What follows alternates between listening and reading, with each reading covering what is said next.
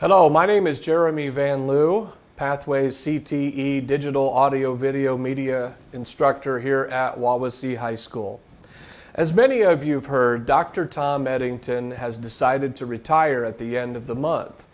We want to thank him for his over 45 years in public education as a teacher, coach, principal, and our superintendent since January of 2008. Today, I've got Dr. Steve Troyer, Assistant Superintendent of Wawasee Community School Corporation. Thank you for coming to our Pathways CTE studios here at Wawasee High School to share with our communities your vision of our school corporation if you are to become our new superintendent. So how are you doing today? I'm doing well, Jeremy. Thank you for having me.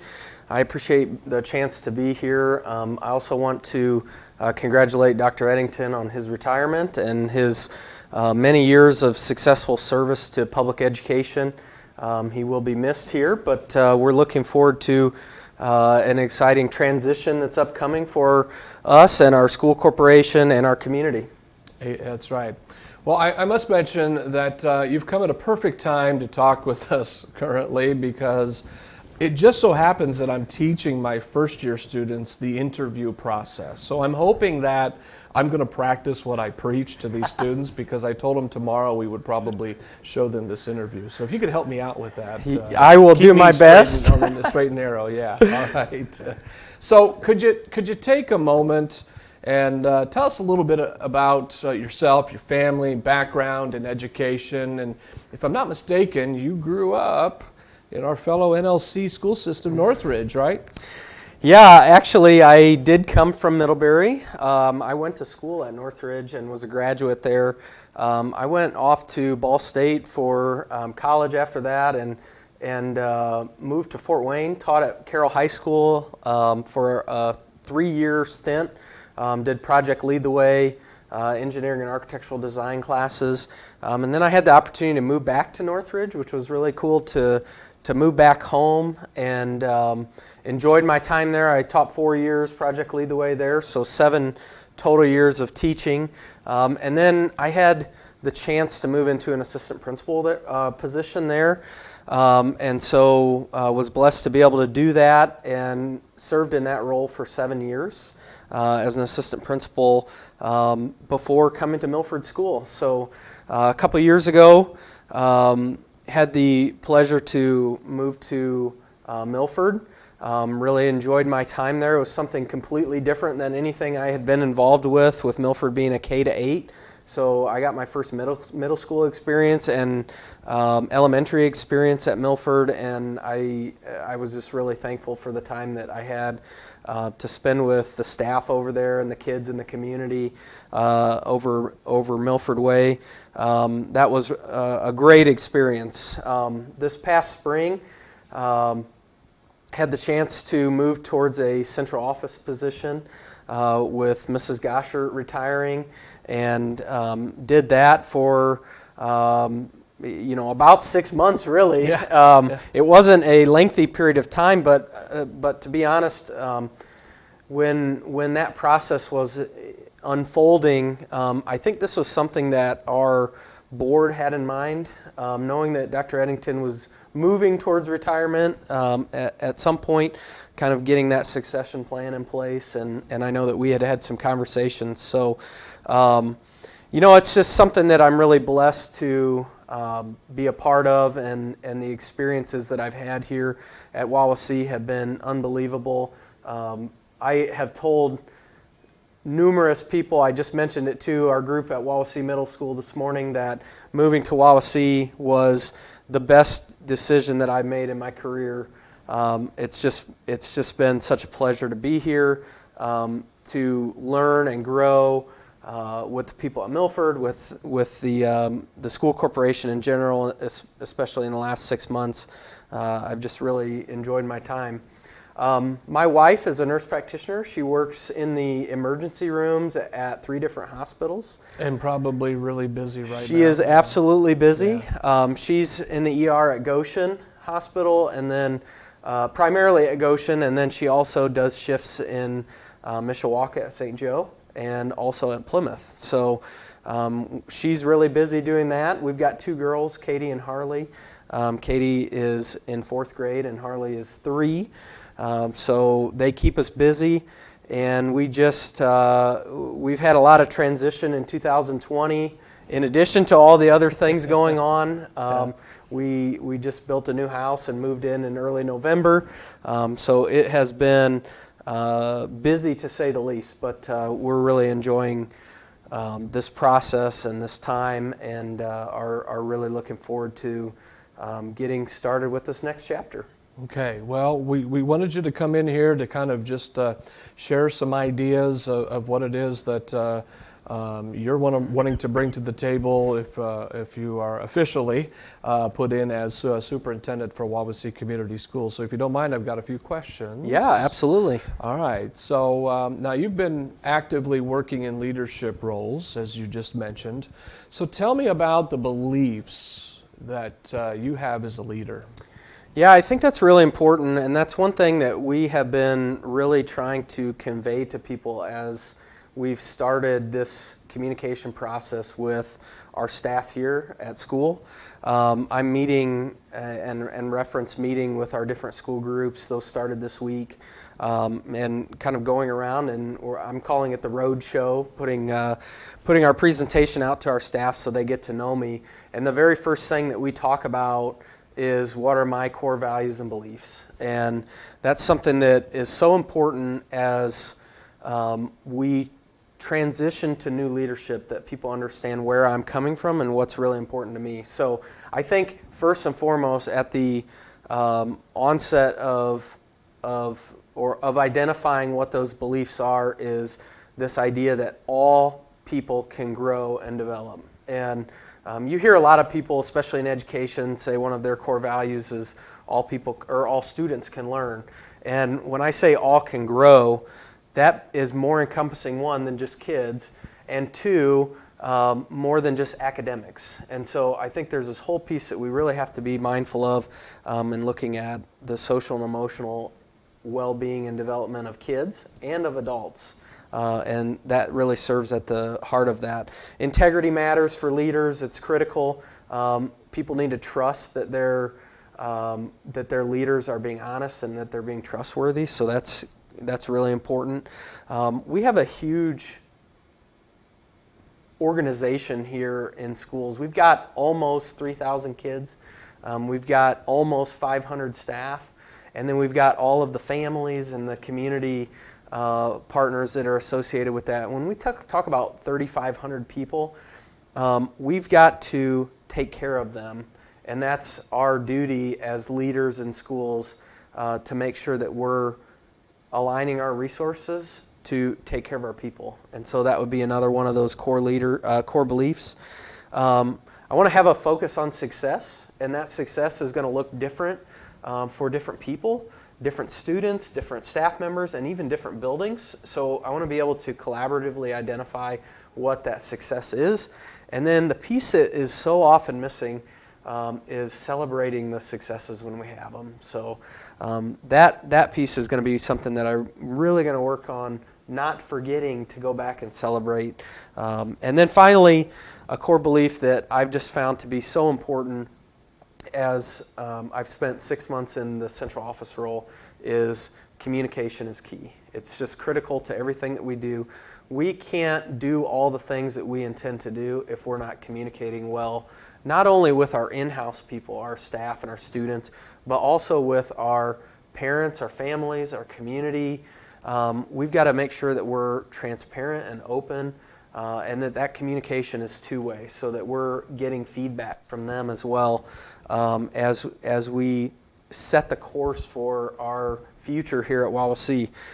So those are 4 or 5 core beliefs that I have that are really important, that will help to shape the vision of where we're heading. Well, speaking of vision, the world, Steve, is it's ever changing. I mean, this year especially. Yeah. I mean, we've all been put into a position of, wow. The words just doesn't describe it. Maybe we become quite complacent too. I don't know, but you mentioned vision. Your vision for our future here at Wawasee Community School Corporation. Let's hear it. Yeah, I really, I think, to put it really, really big picture, I want Wawasee to be the premier school corporation in Northern Indiana. I think we've got to think that lofty of a goal as we look towards the future. And I think it's more than okay for us to dream that way and think about us being the best that we can be. Now, to do that, I think that we've got to really focus on, I've used the term being an instructionally focused professional learning community. Instruction, I'll talk about that, probably a little bit more as we go through this. Instruction is really important to me, and I want to have the best instruction that we can give kids. But more than that, I want Wawasee Community Schools to be a learning community, a community of learners. And I want us as school staff to take that with a professional mindset in mind as we really dial in how do we grow and get better as a school corporation. I think we need to have a renewed emphasis on school accountability and on school growth and improvement. And I think that only comes from really relying on that professional vantage point as we look at learning. Okay, that sounds great. Well, if you're awarded the position of Superintendent of Wawasee Community School Corporation, have you given any thought of what your benchmark is to know if you're being an effective superintendent? I mean, you've had a lot on your mind. You've been going through a lot right now. Have you given that any thought? Yeah, absolutely. Actually, I think that there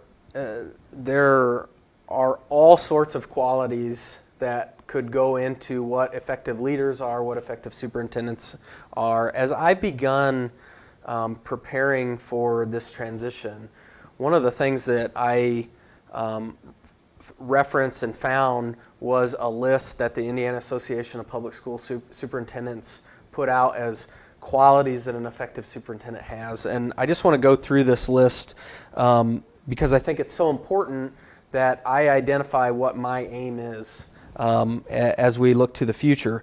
So according to the IAPSS, effective superintendents have a clear vision for the district. They are instructional leaders. They're effective communicators, good managers, good listeners. They're not afraid to take risks and to make commitments. They are flexible, and they're servant leaders. And I really think, as I have reflected on this list over the last few weeks, that those qualities will serve as the new standard for how we view the superintendency at Wawasee. And I think it's so critical that having those qualities in mind to shape how I work with all the aspects and areas of our organization moving forward. And I say that because I want people to know what I value in terms of things that I'm shooting for through the position, and I want them to hold me accountable when maybe they feel like that we're not doing something well. You know, if they can look at me and say, Steve, you said on the first day that we heard from you that you were going to be a great listener, and we just feel like you're not listening to us, then I want that accountability piece for people to be able to make that comment and for us to have that dialogue and exchange. I just think that will help us to be the best that we can be, and it's going to be important moving forward. The buck stops with you. Yeah, absolutely. Absolutely. There's nothing more important than being accessible and open to those kinds of conversations with people. Okay. Well, what are your priorities to achieving the vision that you have spoken about? Sure. I really have three priorities which I think will help form the foundation of my work as a superintendent. First and foremost, I alluded to my passion for instruction, and in the school leadership world we call that instructional leadership. And I would say that being an instructional leader is probably the thing that I'm most passionate about. and probably the thing that, the place that I'm most comfortable working in. So I want great instructional practices in our classrooms. I want to be able to work with our principals on great school improvement processes.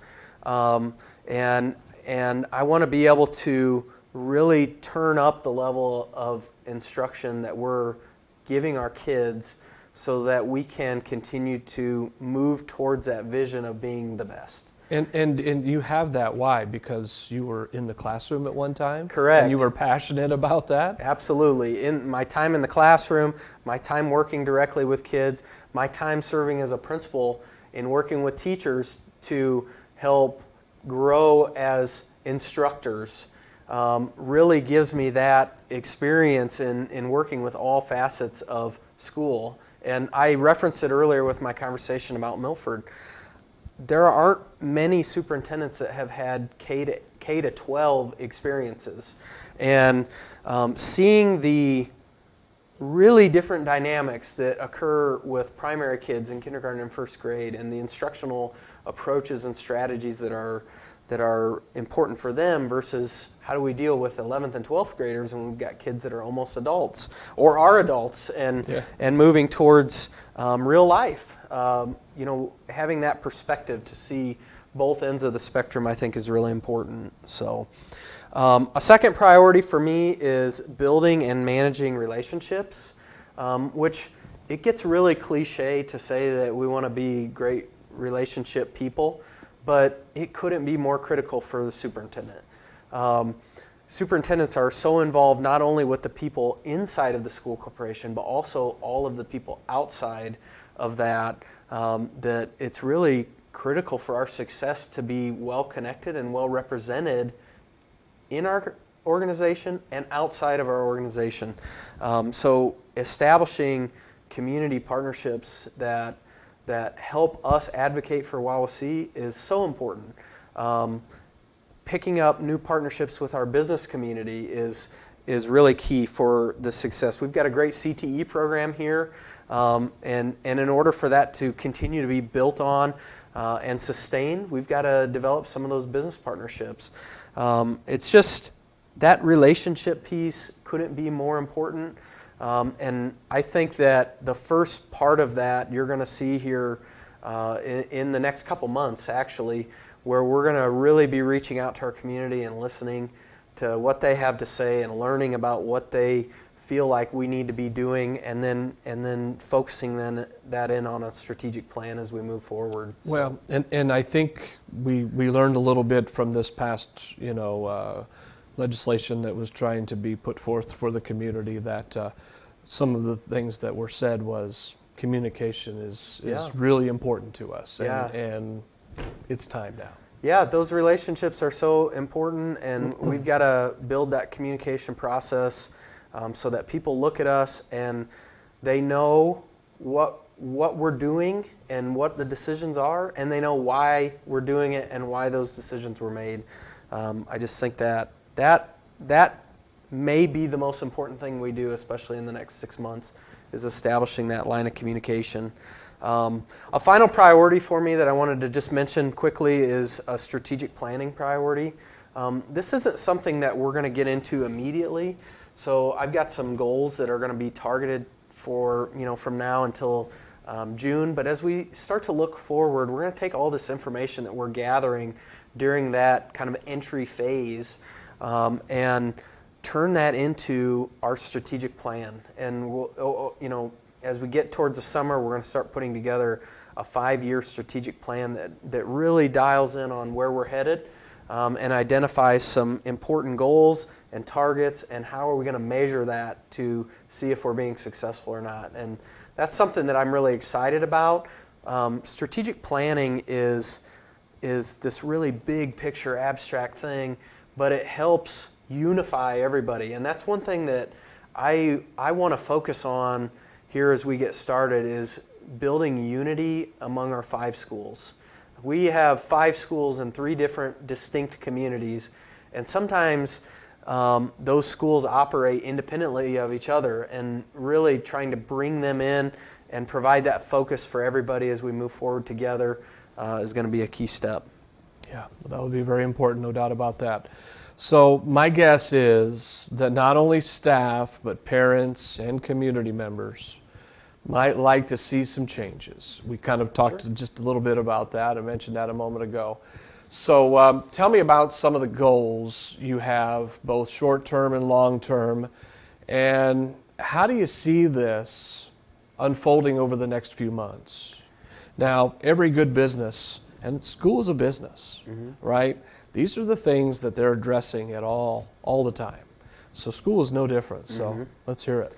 Yeah, absolutely. I appreciate you asking that question. We've actually been talking about really strategic in how we're rolling out this entry into the superintendent position. We've kind of broken it down into some phases, which I think we're going to see. I put together an entry plan, which is available on our website. Actually, right now it's live. You can go and read more about the specifics of this, but we've divided the next 6 months up into 4 phases. So right now we're in phase 1, which is what we're calling pre-entry. As you know, there's some things in Indiana code, some requirements that are part of hiring a new superintendent, so you can't just come one day and say we've got a new superintendent and off we go. So we will have by the end of the month 4 meetings in December, and some of that is related to superintendent contract, a vote to appoint a new superintendent, that kind of thing. But also in that phase, we will be kind of introducing me as that role as we move into the future beginning in January. And so lots of things going on and really purposeful connections to try and introduce myself to the community, as well as the onboarding process of moving into the position. The second phase, which I think is maybe more targeted as an answer to your question, is what we're calling the listening and learning phase, and that's going to occur in January and February. And it may be a little bit challenging with COVID restrictions in place, but we're going to put some opportunities in place for people, and a lot of opportunities. But I want to hear from people. What are the things that they think are going well for us, and what are the things that they think we could improve on? And as we begin to identify what those things are, that really helps shape that strategic plan as we move forward. I referenced that earlier. And so the phase that targets getting input from the community and from parents is going to occur early, and it's going to be in January and February. And I hope that what we do by that is not only listen and learn, but also establish the pathways through which communication can occur so that those things can be sustainable into the future. And that will be really key to getting things started. I want to hear what people think we do absolutely well, and I want to hear what people are frustrated about and how we can kind of reshape some of those frustrations into something that people would be more happy about moving forward. So that is the second phase. The third phase is going to be a reporting phase. And so we're going to take all that information and condense all the things that we've learned and heard about, and then we'll report back out to people. I'll talk to our staffs again. I'll talk with our community again. Perhaps in this similar of a fashion, we'll do a board presentation, and that phase 3 is going to be in March and April. And then the fourth phase would be moving forward with all the things that we've learned in kind of that first 6 months, beginning in May and June, and really starting to set our course for where we're headed moving forward. I made mention to a lot of people over the last few days that I've got this target and this vision that I have that's setting out there in front of us that is August of 2021. And if we can have a normal, quote unquote, normal first day of school where kids can come in and they don't have to wear masks and they don't have to socially distance, and parents can come in and be a part of that day and just have that normal first day, that may be the greatest first day of school that we've had in the last 75 years. Maybe more than that, maybe ever. Yeah. And so that's just been in my mind as I look to the future. We can keep our sights set on August of 2021 and really making that a special day for our kids and for our community. And getting there is what really excites me about the work that we're going to do for the next 6 months. So you've got this plan that's on our corporation website, wawasee.k12.in.us. You talked about the listen and learn phase. But in reality, I think you said that just paves the way for that to continue. Not just because you're the new guy coming into the position and I'm going to be the guy that's going to change the world and then I'll do it for a year and then I'll say, nope, I'm done now. Mm-hmm. No, that's not what you're saying. What you're saying, if I'm correct, this will continually go on and the paths of communication will be established. And going forward, you have a question, a concern, here's how you do it. Absolutely. One of the things that I've used the word strategic a lot today, but we're being very strategic, is putting together a plan for communications for Wawasee. That's something that I don't think that we've ever had, but that would not be just for this entry phase, but as we look into the future, how are we going to communicate with people? How are we going to gather information? How are we going to make sure that people look at us and feel transparency? That they look at us and say, I understand what they're doing and I appreciate that I can see what they're doing and understand what they're doing. So that communication plan is at the foundation of this. We're going to start out that way, but it will continue.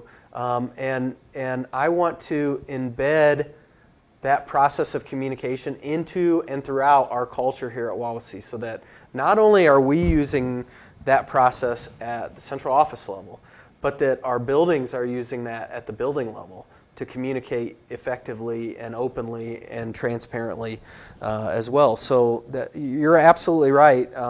That's going to be what I hope becomes a real bedrock for this new leadership coming into Wawasee. So we've got a lot of technology in our school corporation. Obviously, it's being used. I don't know if it's being abused, but it's being used with COVID. But we've learned a lot about technology and communication via that way, obviously with remote learning. So do you have an idea at this point what platforms you want to use to be an effective leader to communicate not only to our stakeholders but obviously your staff? Yeah, absolutely. That's a great question. You're 100% right when we talk about all of the technology. That's one thing that has helped schools in the last 25 years or so as we have started to work with and incorporate technology into our communication, into our vision for being transparent.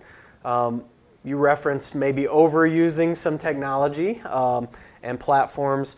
What we're looking to do is basically establish kind of 3 layers of communication. So we want to really dial in the use of our website and make sure that that's a one-stop shop for people, that they can find things easily, that they can go there when they have questions, that they can see all of the messages that we've sent out. So if they miss something, they've got a place to go to. So that would be the first piece of that. The second piece is going to be a platform that we adopted, I think it was last year, called Parent Square. And one of the things, I was just looking at some data actually earlier today with Parent Square. One of the things that we are able to do with that is connect to families in basically 3 different ways. We can send emails to them, we can send a text message to them, and we can also send an app notification to them. So if they download the Parent Square app, that they can get information that way. We're going to try, and we'll be probably having a campaign on this here in the coming weeks, but we're going to really try and get people using and interfacing with Parent Square, because that's going to be a way that I want to primarily communicate fast, quickly, and timely, but effectively as we move forward. So we'll be using that Parent Square feature as we get into things here, beginning in January and even before that. But then the third kind of platform that we want to really start to grow is our social media presence, not only for our school corporation, but also for the superintendent. And so we're already starting that process of getting our social media handles identified and getting our accounts set up and making sure things are available and that people know where to go to find that stuff. And then we'll be letting people know here shortly about where those follows can be found and where they can get information. But we feel pretty strongly that if we can communicate well on Parent Square, that if we can communicate well on our social media, and if people can find stuff on our website to reference, that we'll be hopefully able to make those connections moving forward, and people will have a sense of relief that they can get the information that they need in a timely fashion. Sure, and of course this platform here that we're sitting in here obviously is another way to get the message out in the radio station, and so we're very blessed to have that. I'll reference email. A lot of people don't look at email anymore. It's app-driven forms of communication, social media, texting, and I think that's great that the whole Parent Square thing, because I just recently got one today from my son about the band concert on Monday, and I immediately looked at it. Yep. But if it would have come into my email inbox, I'd probably overlook it as time goes on. So, Yep. But we can't give up on email. Oh yeah, absolutely. And I actually just referenced this with our teachers this morning. One of the things we always try and do is communicate with our staff before we communicate with the public about important things going on. So, in the COVID time here, we've had to make a decision to transition to a virtual environment. We want to let our teachers know that that's happening before we put that out to the public. And I had a conversation with a teacher a couple weeks ago. We had made a announcement right before Thanksgiving about our plan to move forward with any transitions to virtual, and it was interesting because we had sent that information out to teachers via email, and shortly after sending that out via email, we also sent that out to our press contacts, and I had some teachers that got on Facebook and they went and read a story about what we had released on social media.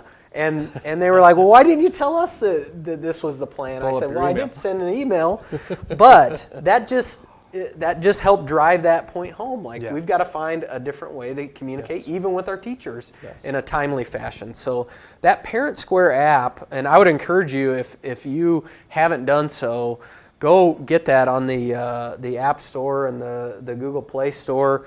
Download that Parent Square app on your phones, and it also allows for communication back to us.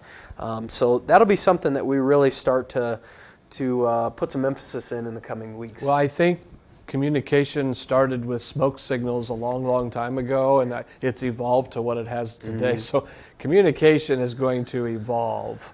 There's no doubt about that. So. Yeah. All right. Well, hey, speaking of communication, coming up on Tuesday, December 15th, the community members could come here to Wawasee High School. And at 5:30 p.m., there's a public hearing on the superintendent contract you referenced earlier, which involves you. Yep. Will there be a time for patrons to ask you questions at that time? Yeah, so the meeting Tuesday, this coming Tuesday, is specifically related to the new contract. And so it's a hearing. There's time for public comment. But I believe that the comments are going to be limited to just related to the contract. That being said, I'm going to be available before and after the meeting. If people are there and want to ask me questions, I would be more than willing to chat with people then. We want to make sure that we give people the opportunity to do that. So I'll be available should anybody have questions about that. I also want to plug too that we have another meeting scheduled then for December 22nd, and that would be where the board would take a vote on appointment of a new superintendent. So 2 meetings coming up back to back, Tuesday the 15th and Tuesday the 22nd, and I believe both of those are going to be in the Warrior Room here at the high school. So yeah, they will be out there, and we'll get our official notices out here this week, I believe. Okay, and of if course they're not already. Yeah, and you know, yeah, I think they are, because I got the press release a week ago. But you know, when it comes to school board meetings, the public is invited to the public portion of the school board meetings. Yeah, absolutely. That's always been that way, correct? Yep, it has been, and the boards are not allowed to make official decisions anywhere but in a public meeting, and so that's why you know, we've had some questions about. I think you know, the board identified me as the leading candidate for the superintendent position after a closed executive session that occurred here at the beginning of the month. The board is not allowed to take a vote on that in a closed session. So you know, just knowing that the public is invited and there's always a time for public comment would be an important piece to that transparency that I've talked about. Okay. Well, Dr. Troyer, I've taken a lot of your time today, and I think the community members are definitely going to appreciate this. Transparency, I think, is probably one of the biggest points you were driving home here on this. Communication being another thing. Yeah. We appreciate you sharing your goals and your visions, and I must say good luck, right, to the vote to become our new superintendent here at Wawasee Community School Corporation. So thanks for talking to us today. Absolutely, Jeremy. Thank you for inviting me. I look forward to doing this again sometime soon. Hopefully, even during that reporting phase that's upcoming in the spring, we can sit down again. And you had made reference to this earlier. We do have a huge resource to us. Through the radio station, through our Facebook, I'm sorry, not Facebook, our YouTube page, and I appreciate the willingness to have me on, and look forward to doing that again in the future. Well, and you see the students back there with Mr. Huffman. That's what this is all about too. Obviously communicating to the community, but them learning new skills, and that's what we bring to the table. So it's really cool. Absolutely. Thanks so much. All right, thank you, and have a good day.